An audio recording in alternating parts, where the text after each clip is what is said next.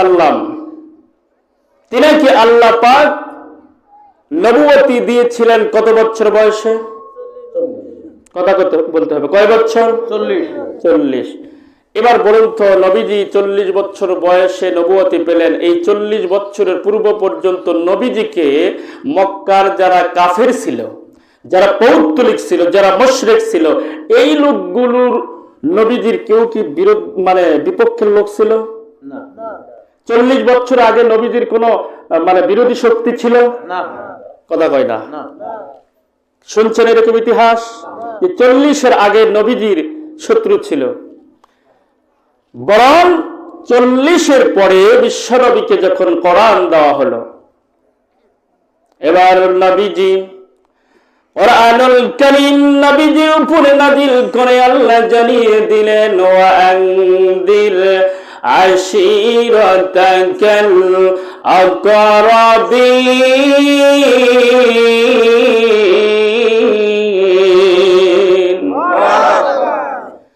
নবীজির উপরে সূরা হিজরের 94 নম্বর আয়াতে কারিমা নাযিল হয়। নবীকে জানিয়ে দেওয়া হলো, ইয়া রাসূলুল্লাহ, ইয়া হাবিবাল্লাহ, 40 বছর পর্যন্ত আপনার কোনো দায়িত্ব ছিল না, এখন দায়িত্ব হলো আমি আপনার উপরে কোরআন নাযিল করব পর্যায়ক্রমে। প্রথম দায়িত্ব হলো আপনার নিকটস্থ আত্মীয় স্বজন যারা আছে তাদেরকে আবার কোরআনের দিকে আহ্বান করুন। কোন দিকে? কোরআনের দিকে। এবার নবীজি নিজের গোত্রের লোকগুলোকে কোরআনের দিকে যখন আহ্বান করলেন, দাওয়াত করলেন, নবীজির আপন চাচা ছিলেন আবু লাহাব। কি নাম? এই আবু লাহাব সর্বপ্রথমে নবীজিকে বলেছিল, হে মুহাম্মদ, তুমি একজন মিথ্যুক, তুমি একজন মিথ্যাবাদী পাগল, তুমি অসত্য পথে আমাদেরকে ডাকছো, তোমার উপরে আমাদের দেবদেবীদের পক্ষ থেকে গজব নাজিল হোক, বলুন নাউজুবিল্লাহ। চিন্তা করেন, নবীজি দাওয়াত দিলেন কোরআনের দিকে, আর নিজের চাচা আবু জেহেল বলল তোমার উপরে আল্লাহর পক্ষ থেকে গজব নাজিল হোক। এবার বলুন তো, বিশ্ব নবী যখন কোরআনের দাওয়াত দিল তখন নিজের ঘরে শত্রু তৈরি হলো কিনা? ও বাজান, বুঝতে হবে এই কোরআনুল কারীম শুধু তেলাওয়াতের জন্য আল্লাহ নাযিল করে নাই, ঠিক কিনা? এই কোরআনুল কারীম নিজের জীবন থেকে নিয়ে রাষ্ট্রীয় জীবন পর্যন্ত সকল সেক্টরে আল্লাহর কোরআন যদি আমরা সামনে রাখি তাহলে দেশে কোনো দুর্নীতিবাজ থাকতে পারে না, ঠিক কিনা? এই কোরআনুল কারীমের রাজ যদি আমরা কায়েম করি দেশে কোনোভাবে বেইনসাফপূর্ণ বিচার হবে না। আমরা 1500 বছর পর্যন্ত দেখেছি এই দেশে অন্যায়ভাবে বিচার হয়েছে, ঠিক কিনা? যারা কোরআনের পক্ষে ছিল, ইসলামের পক্ষে ছিল, এই মানুষগুলোর কোনো অপরাধ নাই, বিনা অপরাধে বিনা দোষে নির্মম ভাবে জেলের মধ্যে বন্দী করে বাংলাদেশের ইসলামী আন্দোলনের 11টি নেতা কর্মীকে তারা ফাঁসির কাস্টে ঝুলিয়ে দিয়েছিল। কথা কোন ঠিক কিনা? মুসলমান, এতদিন পর্যন্ত অনেক সওয়াবের আলোচনা শুনেছি, এখন আমাদের শুনতে হবে এই দেশে আল্লাহর এই জমিনে কোরআনের রাজ কায়েমের কথা শুনতে হবে। কথা কোন ঠিক কিনা? তাহলে আসুন, আল্লাহ পাক বলছেন, এই মুসলমান, আমি তোমাদেরকে এই পৃথিবীর বুকে নেতৃত্ব দিব, খেলাফত দিব। কি দিবেন? খেলাফত দিবেন, মুসলমানদের ক্ষমতা দিবেন আল্লাহ। আমরা অনেকেই জানি ভারতবর্ষে মুসলমানরা একটা সময় রাজত্ব পরিচালনা করেছিলেন।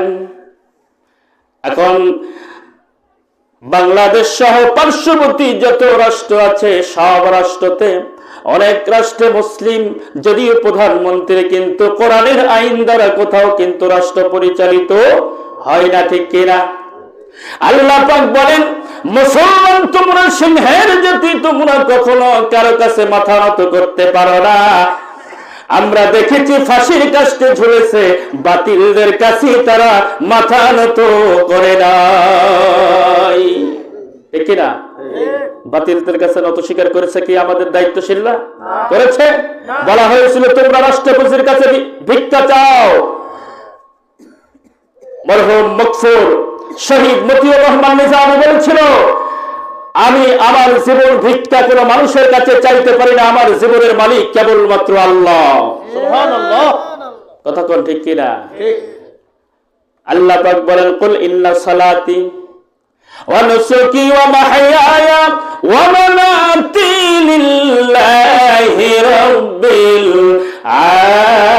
আলামিন। কোরআনুল কারীমের সূরাতুল আনআম 62 নম্বর আয়াত আল্লাহ পাক বলছেন, নবী আপনি বলুন, ইন্না সালাতি ওয়া নুসুকি, কেবলমাত্র নামাজ আমার আল্লাহর জন্য, কুরবানি আল্লাহর জন্য, বেঁচে থাকা মরে যাওয়া সব কিছু হতে হবে কার জন্য? তাহলে আমার জীবনটা যদি আল্লাহর জন্য দিতে পারি, মৃত্যুর পরেই শান্তি আছে না নাই? তো মৃত্যুর পরে শান্তির কামনা আমাদের আছে? তাদের আছে? হাত তুলে আল্লাহকে দেখান। লিল্লাহি তাকবীর। আল্লাহ যারা আমার সঙ্গে হাত তুলেছেন, মৃত্যুর সময় ইমানি মৃত্যু দিও, কবরে আমাদের সকলকে শান্তি দিও। আজকে যাদের রোহে মাগফিরাতের জন্য এই মাহফিল, সকল কবরবাসীকে তুমি জান্নাতে উচ্চ মুকাম দান করে দিও, বলুন আমিন।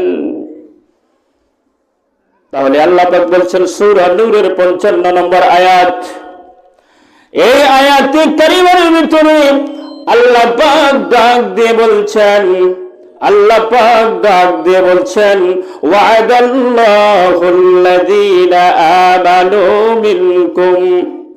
আল্লাহ পাক বলছেন, ওয়া'দাল্লাহুল্লাযীনা আমানু মিনকুম, হে লোকেরা, হে জাতিরা, হে মানব সম্প্রদায়, আমি তোমাদেরকে ওয়াদা দিচ্ছি।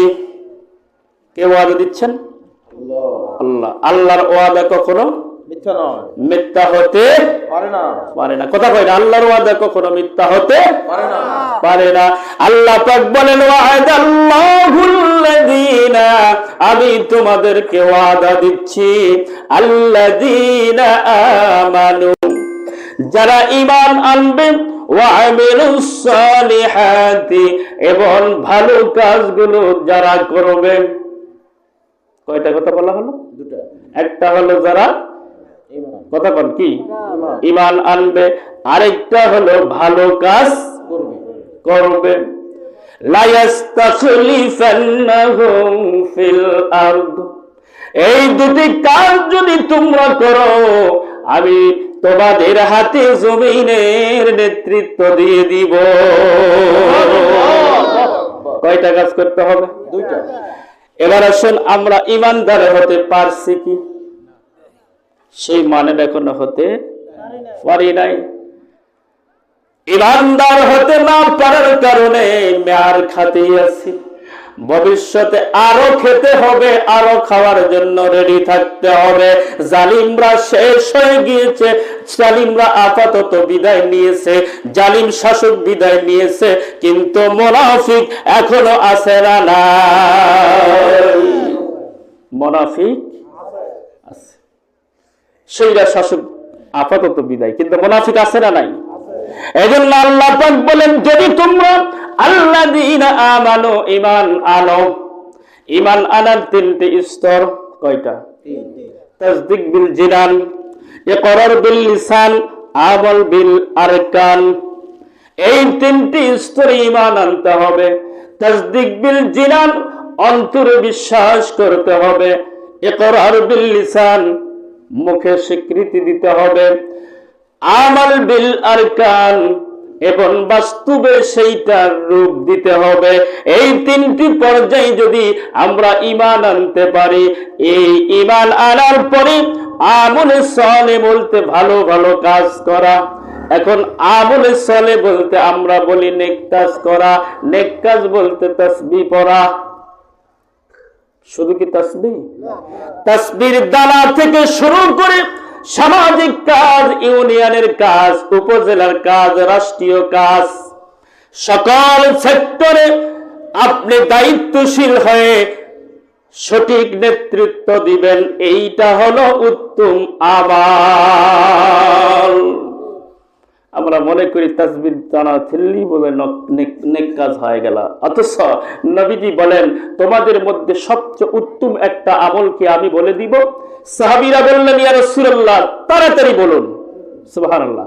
কারণ নবীজি যখন কোন আমলের কথা বলতেন সাহাবীরা খুব পিরাপিরি করতেন, তাড়াহুড়া করতেন যে তাড়াতাড়ি বলুন। নবীজি বললেন সবচেয়ে উত্তম আমল হলো তোমাদের সমাজে দুইজন ব্যক্তি ঝগড়া লেগেছে। কি লেগেছে? ঝগড়া লেগেছে। দুইজন ব্যক্তির ঝগড়াকে যেই ব্যক্তি মীমাংসা করে দিবে সেই ব্যক্তি উত্তম আমল করলো। আমরা কি করি? ঝগড়াকে আরো আটায়া দেই, ঠিক না? গোয়েন্দাগিরি করে, আছে না নাই? এ পক্ষেও টাকা খাই, ওই পক্ষেও টাকা খাই, আছে না নাই? তার মানে আমাদের সমাজে কি নাই?